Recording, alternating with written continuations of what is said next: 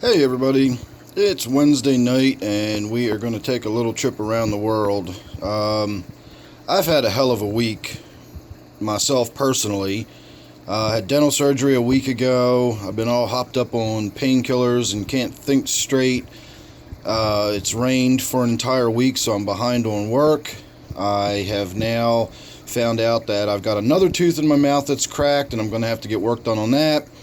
I had a flat tire yesterday in my truck that is irreparable, so I'm going to have to replace the tire whenever I can afford to do that, and so on and so forth. So that has been my week, and needless to say, I've not gotten down here and done a lot in the fish room. Unfortunately, a lot has been happening here in the fish room this week, and I still want to shoot a video specifically about it, but I will cover a lot of it today briefly in this video. So this is my 29-gallon miscellaneous tank, and pretty much nothing at all has going on in it. I haven't done anything, changed stock or anything. Well, I did add this female guppy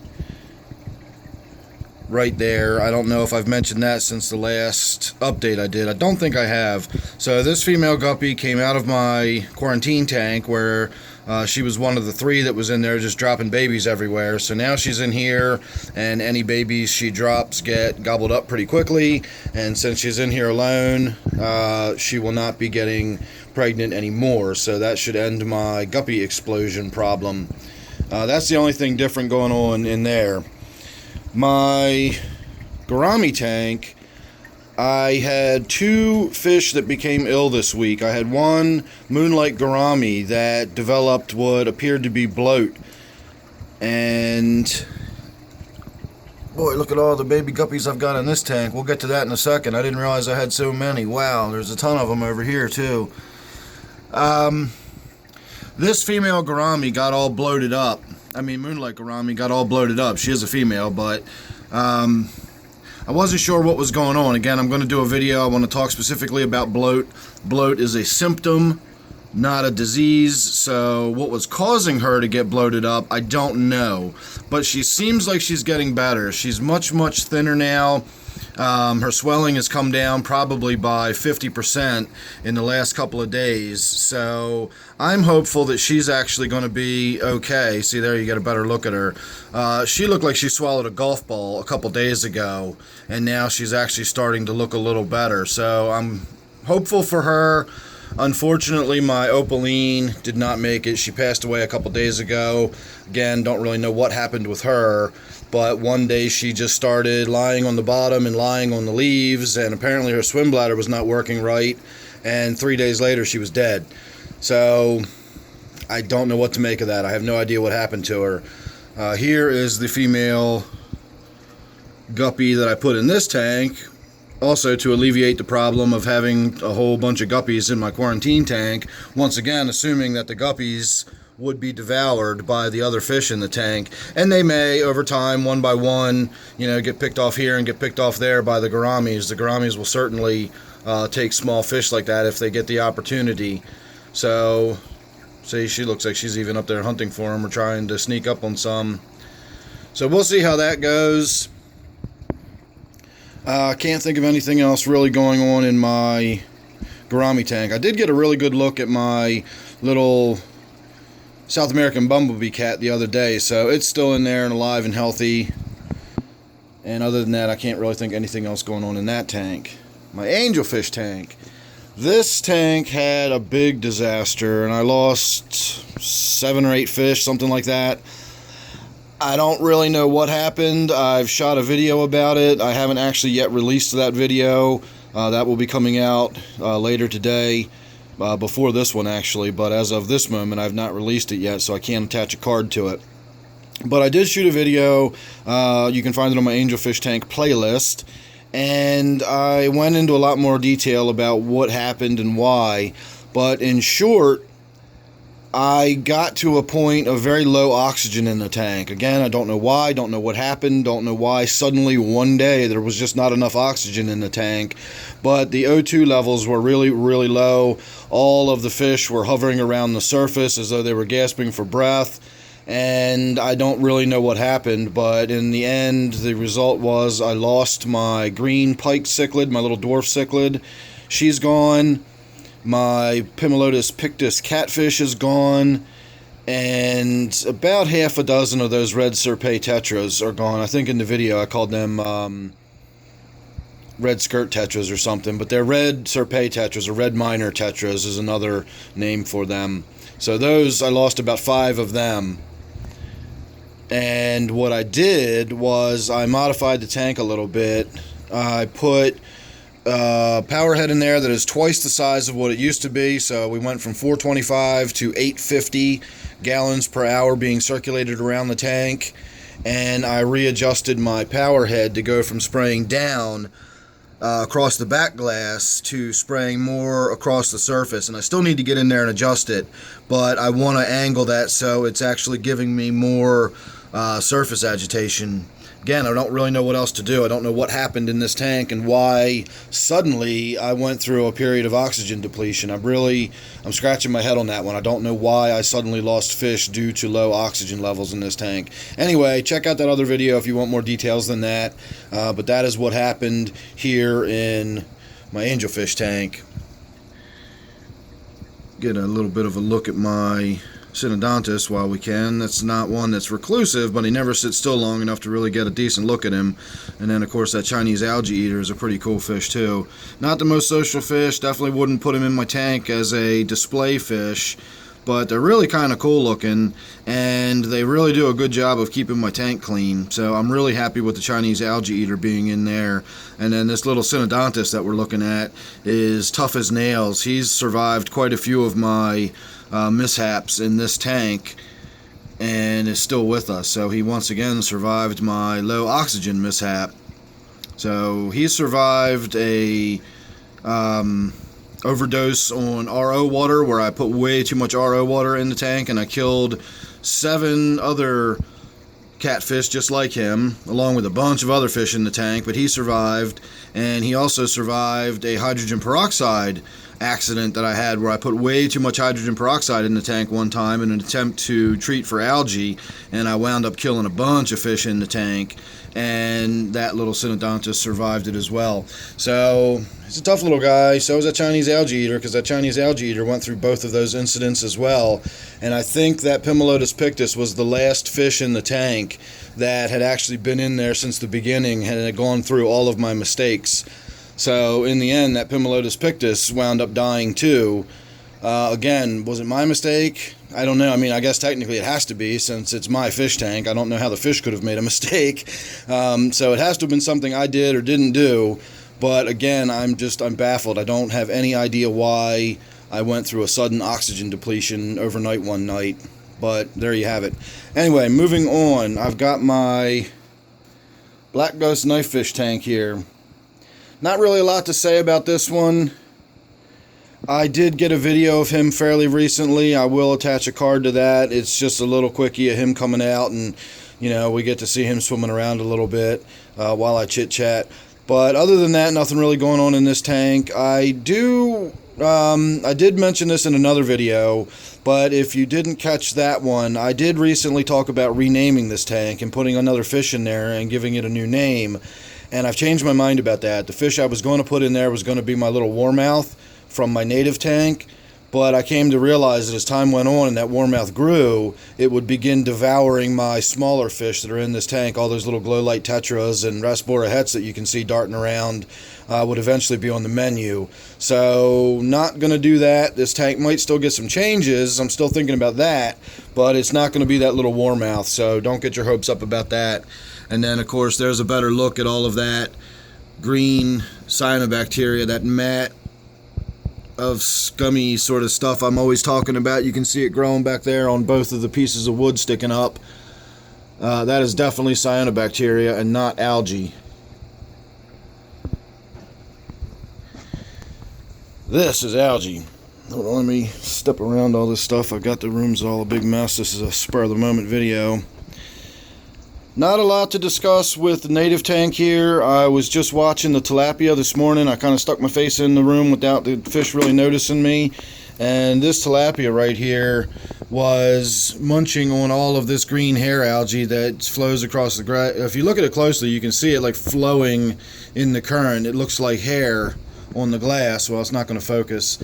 But that's what it's doing. There's my little warmouth. Oh, I'm seeing a little silhouette right now. But the tilapia was in there munching on all of that algae, and that's why you can see these sort of strange patterns in the algae. Those are scrape marks from the tilapia. So it's going to break my heart to get rid of that one. The Mayan cichlid's another one that's in there that's really cool. And again, this isn't necessarily any kind of strict biotope, so who knows, maybe they might just wind up staying in there if it's easier than getting them out. It's looking more and more like it's just something I'm going to talk about forever, and it's never really going to happen. But we'll see. Again, you know, it's not like I'm going to lose any prizes or anything if I don't have it strictly biotope, and I've got a couple of little invasive species in the tank. That's not going to be any big deal. Anyway, I do have a new crayfish / minnow trap. We're going to get out and do some video about that one here pretty soon. It's just crappy rainy weather. It's going to be rainy for the next few days, so that video will be coming up. Make sure you're subscribed, that way you won't miss it whenever I do get around to doing it. I'm probably going to do a little bit of work in this tank today as far as just doing a water change and cleaning it up, so you can probably look forward to some video of that too. I did lose one crayfish already. One of the larger ones got eaten, and it most likely got eaten by one of the even larger ones. Here's a quick look at one of the larger crayfish. So I now have 3 or 4 of the fairly large crayfish in there, and I've got a bunch of smaller ones. So competition and aggression will be picking up, and the drama will be beginning again. And my little school of minnows, these little black striped jobs, I've down to like 2 or 3 of them, so somebody in the tank has still been eating them. The crayfish might be catching them, or this bluegill here, the sunfish, might be catching them and gobbling up some of the smaller ones too. It's hard to say. But a lot of fish are going to come and go in this tank over time. I also got a dip net with an extension handle and a wide mouth on it, so instead of going home, you know, with 3 or 4 little sunfish or 3 or 4 little minnows at a time to bolster this tank up, you know, those rosy side dace, I'd spend half an hour and I'd collect 5 of them. Hopefully we'll be able to bring back, you know, 25 of them, you know, the next time we come back or something like that. We'll be able to put some really impressive groupings of some of those smaller fish in here once I get that net out and get out into the water and having some fun with it. But again, it's raining. It's going to be for the next several days, so just sit back, wait, be patient. We'll get there. My snail tank is just my snail tank. We're not even going to talk about that today. There's nothing going on in there. My gudgeon / T-bar tank is just ticking over. Nothing is going on in here. My T-bar does still jump out of the water and will try to bite the ends of my fingers. I can hold little pieces of dried krill up above the water, and he'll jump out of the water and snatch them right out of my hand. So again, I know I've said I'll shoot video of that. I will. It's just a matter of when I get around to doing it. You know, between the videos I want to shoot, well, I don't have time to shoot all the videos I want to shoot, but between those and the ones I get requests for and the ones that I think I should shoot, etc., I really have trouble trying to get all of this stuff done. So be patient. That's one of those kind of videos that'll be just a spur of the moment. One day I'll be down here and I'll say, hey, that'll be cool, let's do that. And I'll set the tripod up and boom, you'll have your video of watching my gudgeon jump out of the water to bite stuff out of my hand. Of course, that'll be the day that it refuses to cooperate, and it'll be 6 months before I get around to setting up the tripod again. But that's how it goes. So we will get that video one of these days. I promise it will happen. And then other than that, there is nothing at all to speak of with this tank. I haven't done anything in there at all. You can even see how the Java fern that's come loose and is sort of just kind of floating in the water is still there. I haven't even gotten in there and done anything to that yet. T-bar is just looking gorgeous. I'm really liking this fish. The older he gets, the better he looks. He's starting to get that little nuptial hump now. You can definitely tell he's male. If you couldn't tell by his gorgeous colors and fins and everything anyway, he's now starting to get that hump on his forehead. Awesome little fish, so really like that guy. Moving on, we're going to have to go around my island of junk in the middle of the room here and get a look at my 125. That's the tank in its entirety. If you haven't seen it in a while, you might notice that it's missing a whole lot of plants. I went in and I did a big water change and I removed a whole lot of that floating water sprite. In fact, I removed the entire original mother plant and replaced it with a smaller one, and we're just going to sort of start over. You can see my poor catfish doesn't have a whole lot of place to hide in those roots anymore. There's not a lot of roots there. But you can also see I've got new growth. I've got baby roots starting to stick out. So that looks good. This is one of the tanks that I lost a fish in this week as well. It was one of my Congo tetras was dead on the bottom, all bloated up. Its stomach was sort of opened up. I don't know whether the loaches had been chewing on it overnight or whatever, but it was not looking good by the time I found it the following morning. So my school of Congo tetras is beginning to get seriously dwindled. I've lost 3 of them in the last few months now, and with these I'm chalking that up to old age. I've had these for several years now. I don't know of any tetras that have really long lifespans. Maybe 5 years is about the most, maybe 7 on some of them. I think neons might live like 5 to 7 or something. So the Congo tetra is dying after 4 years in my tank. Isn't really anything to cause a bunch of concern for me. And remember, I keep saying a lot of these fish that I've had since way back, and these Congo tetras are amongst them, they've been through some, my early fish keeping days. They went through all my learning curve of me learning how to keep fish the way I keep fish now. I didn't keep fish like I keep them now 4 years ago when I got these Congos. So for them to survive 4 years, I'm not complaining. I'm not unhappy with that at all. And then otherwise, nothing at all really going on in here to speak of either. My plants still continue to look crappier and crappier. That back there is a red melon sword, and I planted it over here so it would get plenty of light, and it still looks like it's just dwindling and getting worse and worse. So once again, my temple plants seem to be doing okay. Those are nice and easy to grow, and so as long as I stick with the really simple, easy to grow stuff, I seem to do okay with the plants. Brackish Tank. I also lost a Bumblebee Goby in this tank, and again I'm chalking that up to old age. This is again one of my earlier tanks. I've had all of these guys for roughly 4 years as well, and when I looked up Bumblebee Goby lifespan, I got 5 years. A lot of other people were telling me 3. So I'm expecting probably 2 to 3 if you kept them in freshwater, and maybe 5 to 7 if you kept them in brackish water. So mine being 3 to 4 years old, again, I'm going to chalk it up to old age, but I'm going to chalk it up to old age, and my early days of fish keeping probably took its toll, and so I still got close to 4 years out of them. I started with 6, I'm down to 4. I did lose 1 a couple years ago. Due to not properly using medication, and I wound up having a dead Goby the following morning, and I can again assume that was my fault for not following the instructions. And then I came in the other day and there was 1 dead with no apparent cause. So I know chalking it up to old age is a little bit pat, and it's just kind of an excuse to say I don't really want to think about it, but you know what, I'm okay with that. I'm okay with saying, I died of old age. I'm not really going to worry too much about it, because I'm not. The fish died, and I'm just, not going to rack my brain trying to figure out why. My quarantine tank has a nice full load of hatchet fish again.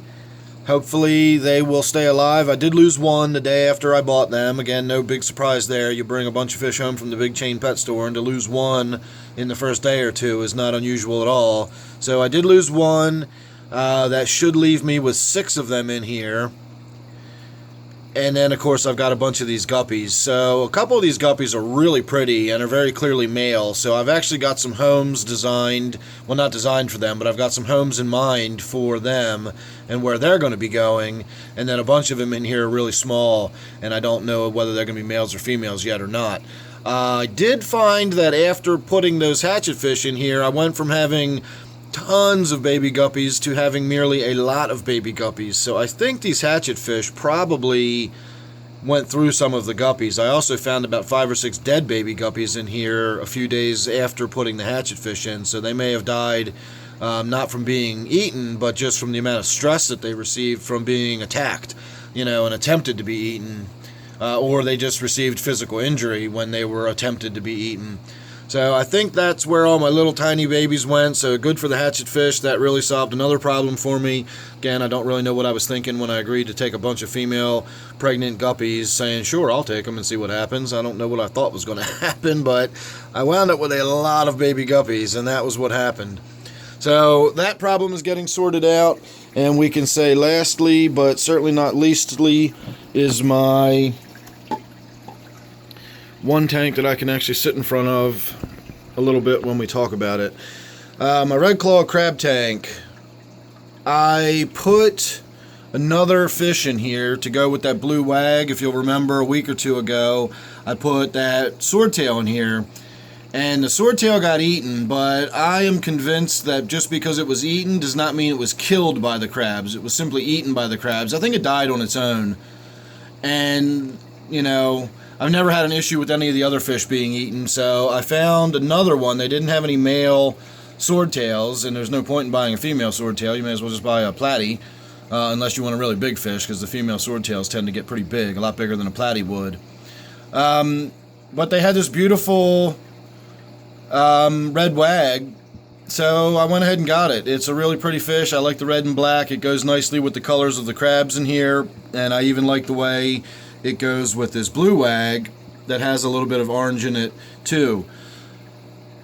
Nothing really going on in here. I do want to shoot a video a little more specifically about this tank.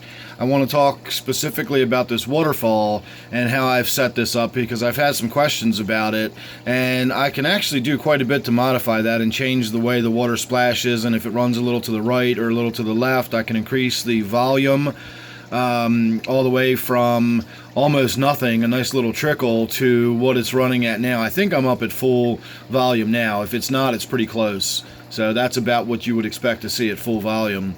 So I do want to talk a little bit about that. Not really sure why this crab is up on its end like that. I'm guessing it's still alive. It's just, yeah, I can see it moving now. So I have no idea why it's chilling out like that, but whatever. I don't judge. He can hang out however he wants. That's his business, not mine. So that's pretty much it with this tank. I've added a new fish. I've not had any more issues. I haven't lost any more fish in this tank.